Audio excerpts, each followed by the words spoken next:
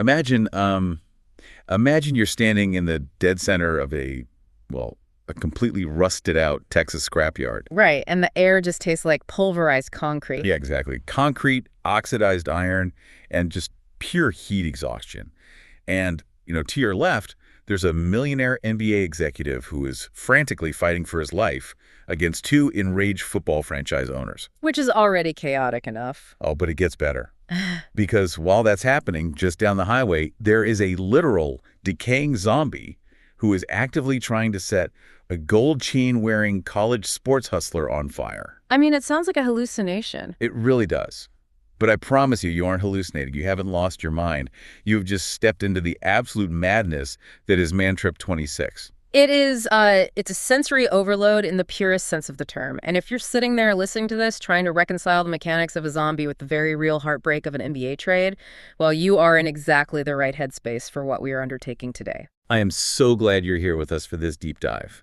Because today's date is April 12, 2026, and we are staring down the barrel of a weekend that, frankly, defies all standard logic. Oh, completely. Our mission today is to synthesize this massive, just towering stack of lore documents, historical event sheets, and media guides.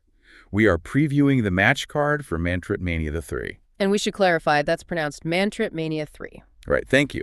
Happening this weekend, April 16th and 17th, at the massive NRG Stadium down in Houston. But, we really can't just dive right into a list of matches. To do that would honestly be a disservice to the scale of what's about to happen. We have to properly contextualize the atmosphere of ManTrip 26 for you. Yeah, because this isn't just a normal wrestling event. If you're trying to picture the vibe right now, I need you to think of South by Southwest, but strip away all the corporate tech panels. And multiply the crowd by 10. Exactly. Multiply the crowd by 10 and make everyone significantly drunker. It is WrestleMania crashing head-on into the Final Four, merging with Coachella, and just spiraling into a citywide absolute bender. Houston is essentially under siege right now by the surreal, hyper-violent carnival of humanity. The city's infrastructure is literally holding its breath. Oh, 100%. Yeah. And the audio landscape down there is just as invasive as the physical crowds. If you have existed anywhere near a speaker or a screen this past month, you know exactly what song I'm talking about. Oh, you mean the sonic weapon taking over the airwaves? Yes, Bender by The Paradox featuring Travis Barker. It is everywhere. You go to a coffee shop in downtown Houston right now, it's blasting. You turn on the local news and it's bleeding through the broadcast from some car outside. It's unavoidable. It's the inescapable adrenaline-soaked soundtrack that is driving this entire universe into a total frenzy, which I think perfectly mirrors the dizzying, aggressive logic of the world we're analyzing. It really does. But speaking of that dizzying logic, before we get into the psychology of these specific combatants, there is a massive geopolitical elephant in the room that we absolutely have to address regarding the source material. Yes, we need to get this explicitly clear right out of the gate. In this highly specific alternate universe of MTW, real-world political figures do not just exist as background noise. No, they are active physical combatants. Yeah. They actually step into the ring to settle global ideological disputes with steel chairs. Right. So we are dealing with storylines involving actual figures, most notably Donald Trump and Bernie Sanders, whose rivalry in this universe stretches all the way back to this brutal 2021 Hell in a Cell match. Which requires a very firm structural disclaimer before we go any further. As we guide you through these sources and break down the narrative weight of ManTripMania III, you have to know we are strictly and impartially reporting the storylines as they exist within this fictional lore. Exactly. We are not endorsing, nor are we taking sides with, any left-wing, right-wing, or international viewpoints presented in these storylines. We are entirely neutral observers here. Yep. Our only job in this deep dive is to convey the ideas and the absolute madness contained in the original text, just so you can understand the stakes of this weekend. Because, frankly, the stakes are utterly incomprehensible if you apply normal logic to them. I mean, just consider the geopolitical reality of this universe right now. Oh, it is my favorite detail in the entire stack of media guides. It's so absurd. In this universe, President Trump is currently managing an active kinetic war in Iran. Right, an actual war. But he is literally hitting the pause button on a global conflict, stepping out of the Situation Room and flying down to Houston, Texas to compete in a 20-minute timed cage match. It's incredible. The Middle East is literally on hold because there's a steel cage with his name on it at NRG Stadium. And, When you look past the sheer absurdity of a head of state prioritizing a cage match over a theater of war, you start to see the underlying architecture of this era of MTW. What do you mean? Well, if we connect this to the bigger picture, tracing the lineage of this promotion all the way back to its foundation in 2008 as 1004 Wrestling, a very distinct narrative through line emerges for this weekend. And that through line is transformation. Okay, let's unpack this, because when you say transformation, we aren't talking about someone getting a new haircut or like changing their entrance music. No, Right? far from it. No, we are talking about fundamental molecular alterations of identity. I mean, every single competitor we are previewing today has been entirely reconstructed over the past 5 years. Yeah, they've been broken down. Broken down by trauma, brainwashed by ideology, radically shifted by loss, and in one very specific case, quite literally resurrected from the dead. Oh, man, I am so glad you brought up the resurrection. Yeah. Because I want to jump straight into the supernatural fire of Friday, April 16th. We have the MTW Gulf Coast Championship on the line in an Inferno match. Which is a terrifying concept on its own. Totally. The ring is going to be entirely surrounded by open flames, and the combatants are NIL Griff and Zombie Fit Griff. Now, I know you're listening to that name, but we really have to talk about the mechanics of how we got here. Yeah, to understand the presence of a literal zombie in an Inferno match, you have to look back at the psychological schism that occurred last year at ManTrip 25. Right. Because back then, Fit Griff was just the embodiment of a bygone era. He was that gritty, bald, terrifying high school strength coach we all remember. A guy who measured your worth by your squat depth. Exactly. Your squat depth and your sheer tolerance for pain. But that identity fractured. It spawned this alter ego, NIL Griff. And this was the complete antithesis of the old school coach. Right. NIL Griff was loud, draped in gold chains, completely obsessed with the modern name, image, and likeness era. Yeah, he was out there chasing college football endorsement deals and prioritizing flash over fundamentals. And it was a violent internal conflict between the punishing grind of the past and the corporatized gig economy hustle of the present. That internal conflict manifested externally in a casket match. And the hustle won. That was the shocking part. Like, NIL Griff literally battered his old school counterpart, stuffed the gritty strength coach into a pine box, slammed the lid shut, and buried him. We all assumed the era of grit was just dead. Yeah, the corporate hustlers had survived. But the media guide is very clear about this. Fit Griff didn't stay in the dirt. He literally clawed his way out. He has returned as Zombie Fit Griff. Which is such a wild visual. He's a decaying, unrelenting monster who is still somehow screaming at you to get your hips lower on a deadlift. Well, what's fascinating here is the sociological commentary hidden beneath the campy horror aesthetic. This is actually a brilliant critique of the current state of amateur athletics. Oh, totally. Yeah. Because NIL Griff thought he could simply bury the hard work. Yes. He thought he could replace the foundational suffering of sports with, TikTok sponsorships, brand deals, and gold chains. But the reality of the sport doesn't care about your brand deals. Exactly. Zombie Fit Griff is the physical manifestation of inescapable reality. You can ignore the fundamentals, you can bury the discipline, but that old school grind will inevitably rise from the dead to hunt you down. The foundation always comes to collect its debt. I just can't get over the sheer terror of that visual. Imagine you are NIL Griff, right? You are trying to film a sponsored energy drink video for your followers, and suddenly this decaying, undead gym teacher is lumbering toward you. Unfazed by pain. Completely unfazed, demanding you run laps. And now he has to fight this zombie in a ring surrounded by fire. Which brings me to my main confusion here.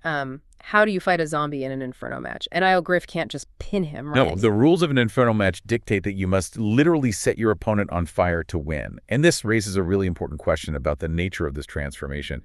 All right, because NIL Griff already tried burying the past, and it failed. Precisely. Now, he is being forced to incinerate it, but can you actually burn away the foundational discipline of sports? Or is the flashy, new money era of NIL always destined to be the thing that goes up in flames when it gets too close to the heat? It's a terrifying thought experiment disguised as a wrestling match. Like, if you burn the foundation, the whole house collapses. Exactly. But while Friday night is exploring supernatural metaphorical fire, Saturday night is dragging us into this hyper-realistic rusted anger. Let's talk about the Backcliff Brawl on April 17th. This is a masterclass in shifting tone. We are moving from the mystical resurrection of a gym coach to the painfully grounded reality of betrayed fandom. Oh, the inciting incident for this match is something that resonates on a cellular level with anyone who follows basketball. So Nico Harrison, the former general manager of the Dallas Mavericks, committed the ultimate sin. He traded Luka Doncic to the Los Angeles Lakers. A transaction that, within the lore of this universe, essentially triggered a localized psychological collapse across the entire state of Texas. It just shattered them. Completely. And the loudest, most aggressively broken-hearted fans were Crawford Jones and Travis Shelton. Now, you need to understand, these two are not professional wrestlers. They are regular guys. Well, massive Mavs fans. Right, massive Mavs fans who happen to be the owners of two ManTrip football franchises, the Jones Jet Setters and the Shelton Yellow Roses. And they took the loss of a generational point guard so personally that they bypassed the sports radio call-in shows, they bypassed the angry tweets. And they directly challenged an NBA executive to a physical fight. Yes. And crucially, they did not challenge him to a fight in a sanitized wrestling ring in front of a cheering crowd. They challenged him to a fight in Backcliff, Texas. Which is just brutal. The lore documents describe this location as a literal hellhole about 40 minutes outside of Houston. They are fighting in a scrapyard. There are no rules, no referees, no padded turnbuckles. It is just rusted metal, jagged concrete, and bad intentions. The setting is doing so much narrative heavy lifting here. Backcliff acts as the ultimate psychological equalizer. I mean, Nico Harrison is a millionaire sports executive. Right. He is accustomed to luxury suites, advanced analytics departments, corporate boardrooms, sanitized PR statements. But Jones and Shelton are violently dragging him out of that pristine environment. And forcing him to physically inhabit the gritty, rusted reality of the fans he betrayed. The glamour of the front office is entirely stripped away. It's the ultimate dark fantasy for any sports fan. You trade away our franchise player, fine. Meet me in a junkyard and let's see how much your analytics matter when a Ford F-150 bumper is flying at your head. But here's where it gets really interesting. And I actually have to push back on the idea that Jones and Shelton are just regular guys. Ah, okay. You are talking about the simulation theory rumors in the source text. I am, because the media guides contain this incredibly strange, whispered conspiracy theory that Jones and Shelton aren't just football franchise owners. The rumor is that they are actually the overlords. The architects of reality. Exactly. The architects who quietly consult and manipulate the world simulation from behind the curtain. And if that's true, it completely breaks my brain regarding this match. How so? Well, think about it. If you are an omnipotent architect of the simulation, if you hold the actual code to reality in your hands, why are you throwing down in a Texas scrapyard over a basketball trade? That is a very fair point. It implies that omniscience doesn't cure you of being a Mavericks fan. Like, did they script Nico Harrison trading Luka just so they could feel the agonizing human emotion of heartbreak? That is precisely the existential paradox this match presents. Because if you control the simulation, do you control human unpredictability? I would argue that sports fandom is the one rogue variable in the code. Wow, yeah. It is the one human experience so deeply irrational that even the architects of the universe cannot master it. Perhaps they designed the framework of reality, but Nico Harrison found a loophole, executed a devastating trade, and now the gods themselves have to bleed in a scrap metal yard to fix the code with their bare hands. The gods bleeding in a junkyard to fix the code. That is unbelievable. It elevates a street fight into a theological crisis. It really does. But if we are talking about crises on a global scale, we absolutely must shift our focus to the tag team picture and the geopolitical warfare happening on Saturday. Let's look at the 20 minutes in hell match. Oh, this match is where the alternate universe lore flexes its absolute maximum complexity. It is a dense web of radicalization. We have a six-man tag situation. On one side, you have the massive global pop star Bad Bunny teaming up with Jason Asher and the feminist Sean Reed. And on the other side? On the other side, you have former President Donald Trump teaming with IC Eberg and JAUSA. And to even begin to understand the animosity here, we have to look at Jason Asher's 5-year descent into obsession. Asher's transformation is rooted purely in trauma. Exactly. You have to go back to 2021 ManTripMania. Asher was fighting alongside El Abogado and Bernie Sanders in a Hell in a Cell match against Trump's team, and Asher lost. But that specific loss didn't just hurt his record, it broke his entire worldview. Yeah, he has been stewing in that defeat for half a decade, becoming completely radicalized by the desire for revenge. But while Asher's transformation was born of resistance, look at the transformation of Trump's partners. This is a masterclass in the terrifying power of assimilation. Oh, it's wild. Let's take Iceberg, for example. Right. Last year, Iceberg was a beloved Canadian hockey enforcer. He was a national hero who literally defeated Trump in a submission match to save Canada from being forcibly annexed as the 51st U.S. state. He won the war for his country's soul. But then, according to the lore, something insidious happened behind closed doors. Trump didn't defeat Iceberg physically. He somehow got inside his head. Yes. He reshaped and brainwashed this Canadian hero into ICE-Berg, like an acronym nationalist weapon who now actively campaigns to rename the state of New Mexico to New Canada. It is geopolitical absurdity, yes, but it highlights how ideological gravity works in this universe, and it didn't stop with ICE-Berg. You have JSL too. Right. A guy who used to be closely allied with the MTW original founder, Berkeley. But Hustle felt lost. He spiraled into irrelevance, and Trump offered him a life raft of absolute certainty. And so Hustle pledged unwavering loyalty to the movement and rebranded himself as JAUSA. I mean, the branding alone is staggering. Trump literally refers to this trio as the Trump sandwich. A Mexican, a Canadian, and an American. Yes. He has essentially collected international identities, stripped them of their autonomy, and weaponized them. Which is exactly why he is pausing a war in Iran for this. It isn't just a cage match. It is a demonstration of ideological dominance. Trump's team represents monolithic, heavily branded conformity. You will be assimilated into the sandwich. And Asher, Bad Bunny, and Reed represent the chaotic, fractured, desperate resistance trying to break that monolith apart in a 20-minute timed environment. It's incredible storytelling. It is. But what I love about this card is how it provides counter-programming to its own themes.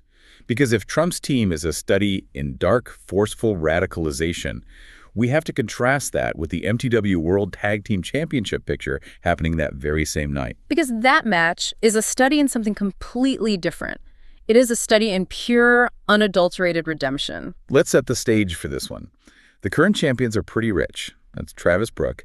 And yes, the source material explicitly notes the S is spelled with a $sign. Of course it is. And Andrew Adonis. These two are the epitome of arrogant, couture-wearing, status-obsessed champions. They don't view the titles as a mark of athletic excellence. No, they view them as a high-end fashion accessory. They are fighting for material superiority. Exactly. And their challengers, Fire and Brimstone, which is the team of Bayou Blaze and Money, are fighting for spiritual survival. And to understand the gravity of their bond, we have to examine the single most bizarre piece of lore in this entire document. You were talking about the exorcism. I am absolutely talking about the exorcism.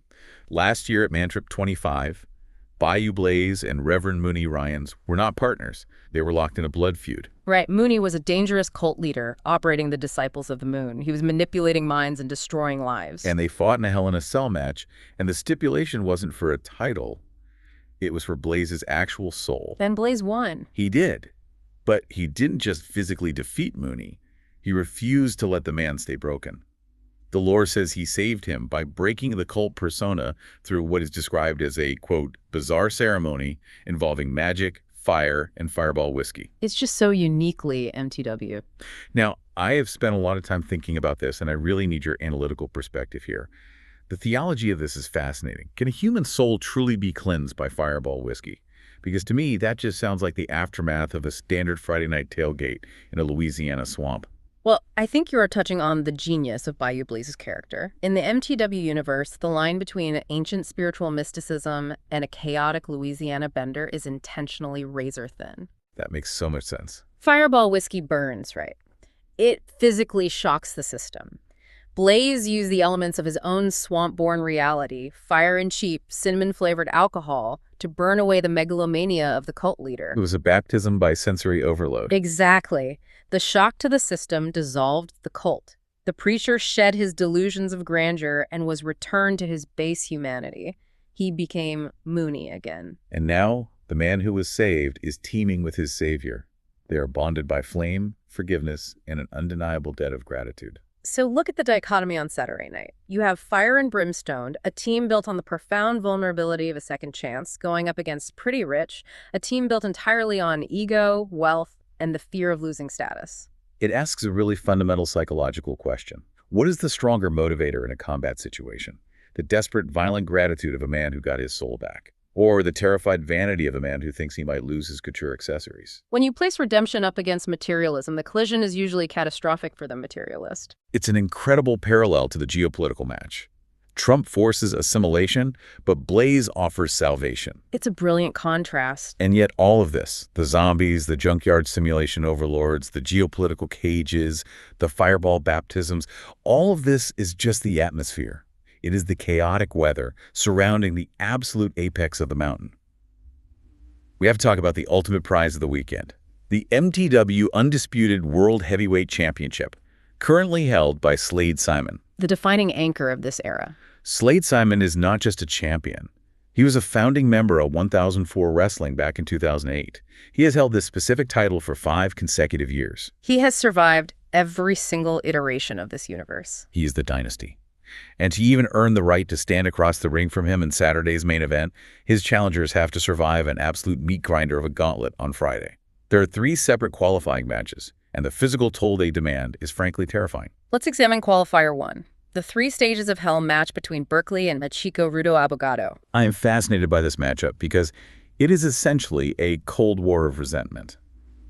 Berkeley is another 2008 original, much like Slade Simon. He is the hometown Houston hero, and he is acting out of pure desperation. He wants the one world title that defines the era he helped create. Exactly.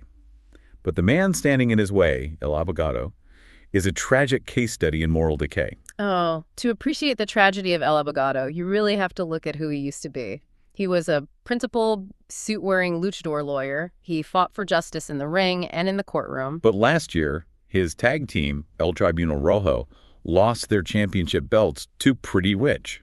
And the way he handled that loss completely broke his psyche. It destroyed his moral compass. He didn't blame himself. He blamed his partner, Jason Asher. And he didn't blame Asher for a missed move or a lack of physical preparation, right? No. He explicitly cited Asher's lack of fashion sense as the reason they lost. The superficiality of losing to a team named Pretty Rich infected him completely. He abandoned the concept of justice entirely, embraced pure vanity, and transformed into El Chico Rudo Abogado, the rude boy lawyer. He literally traded his deeply held principles for swagger and designer clothes. If we connect this to the bigger picture, it is a chilling look at how easily ideology can be eroded by embarrassment. He was a man of the law, but the allure of the superficial rotted his core. And that makes him incredibly dangerous. Very dangerous. Berkeley is a desperate man chasing a legacy, but he is fighting a man who has purposefully severed his own moral center. A combatant with no principles has absolutely no boundaries. And they have to fight across 3 different match types just to advance. But incredibly, that is only one of the 3 spots. The other 2 challengers will be decided by 2 separate tables, ladders, and chairs matches. The TLC matches. Yes. TLC 1 features Jason Asher, ICE Berg, Bayou Blaze, and the returning original member of the crew, MPZ. And then TLC 2 features Travis Brooke, Sean Reed Mooney, and JA USA. What's fascinating here is the sheer logistical nightmare these competitors are willingly walking into. Look at those names again. Asher, ICE Berg, Blaze, Brooke, Mooney, JA USA. Yeah. Almost every single man in those TLC matches has a massive, deeply personal, blood feud grudge match scheduled for Saturday. Wait, hold on. Let me get this straight. You were telling me that these guys are pulling double duty. They have to fight in a literal demolition derby involving 20-foot steel ladders and wooden tables on Friday, knowing they have to fight in steel cages and tag team championships the very next night. That is the reality of the schedule. The physical toll is unimaginable. It's like a multi-car traffic pileup of competing ideologies. Right. Look at the first TLC match. You have Jason Asher, a man radicalized by 5 years of socialist resistance. You have ICE Berg, a brainwashed acronym-spouting Canadian nationalist. It's a mess of motives. You have Bayou Blaze, a swamp brawler breathing fire who performs exorcisms. And you have MPZ, a foundational original desperate to reclaim relevance. And they're all trying to climb a ladder at the exact same time while swinging steel chairs at each other's heads. The human body is simply not designed to absorb that level of trauma and recover in 24 hours. I mean, a tables, ladders, and chairs match permanently alters your skeletal structure. Oh, absolutely. Whoever manages to unhook the contract and advance to face Slade Simon on Saturday will be fundamentally broken before the opening bell of the main event even rings. Which brings us to the climax of the weekend. Act V, the main event. Saturday night. The Falls Count Anywhere Fatal 4-way eliminator for the MTW Undisputed World Heavyweight Championship. Slade Fryman, fully rested, waiting at the top of the mountain for the 3 battered, exhausted survivors of Friday's gauntlet. So what does this all mean for the champion? Let's look at the rules for this match, because they are designed to completely negate his usual strategy. It is an elimination-style match. There are absolutely no disqualifications. Right. Pinfalls count anywhere in the building. And the match does not end until 3 men have been officially eliminated. Right. To understand the threat this poses to Slade Simon, you have to understand his psychology. For 5 years, his title reign has been defined by a concept the media guide calls calculated chaos. He is a mastermind. He thrives in the dark. Yes, he excels in unpredictable situations, and he knows exactly how to isolate and manipulate a singular opponent. But how on earth do you prepare to manipulate an opponent when you don't even know who they will be until the night before the match? You can't watch tape. You can't game plan for weakness. You can't, and it gets infinitely worse for him. Because it is a fatal 4-way, Slade Simon is mathematically at a severe disadvantage. Oh, wow, right. The 3 challengers, who have just endured unimaginable physical hell to reach this stage, could very easily realize that the 5-year champion is the biggest threat. They could tacitly agree to form a temporary alliance, isolate Simon, and eliminate him first before turning on each other. It takes his preferred environment of calculated chaos and morphs it into absolute, uncontrollable anarchy. And we really have to talk about the physical space of this match.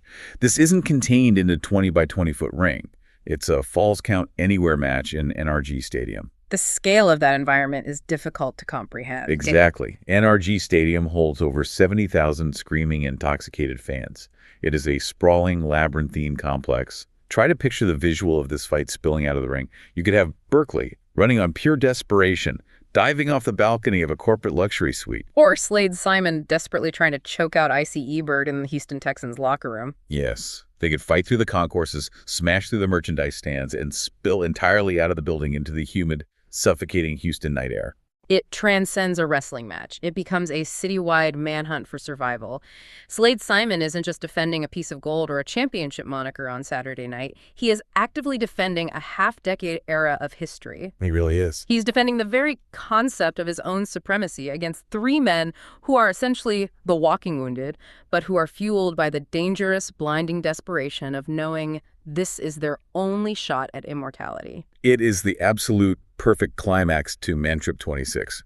You know, when you pull back and look at the massive sprawling scope of ManTripMania III, it is almost overwhelming. Just a lot to process. We are previewing a weekend where millionaire basketball executives are bleeding out in rusted Texas scrapyards over a point guard, where decaying zombies are actively trying to burn corporate NIL hustlers alive, where real-world geopolitical wars in the Middle East are being paused so a former president can manage a brainwashed Canadian in a steel cage. And yet, through all of that heavily intoxicated, chaotic, Coachella meets WrestleMania bender energy, if you look closely, the core of this universe remains deeply, surprisingly human. It really does. I think that's the secret to why this lore is so captivating. Because when you strip away the steel chairs, the corporate branding, and the fireball whiskey, what are we actually looking at? We are looking at universal human struggles. We're looking at the fact that we all wear masks to protect ourselves. We all have ghosts, or in Fitgriff's case, literal zombies, from our past that we try to bury in the dirt, but eventually we have to stand our ground and face them. We all have to eventually fight for our true identity, whether that fight is against a manipulative cult leader, an unfair corporate system, or just the creeping vanity inside our own heads. And that leads directly to the ultimate question hovering over this entire weekend. Think about Slade Simon. He has defined MTW for 5 years. He has been the immovable object, the gravitational center of this entire chaotic universe. Right.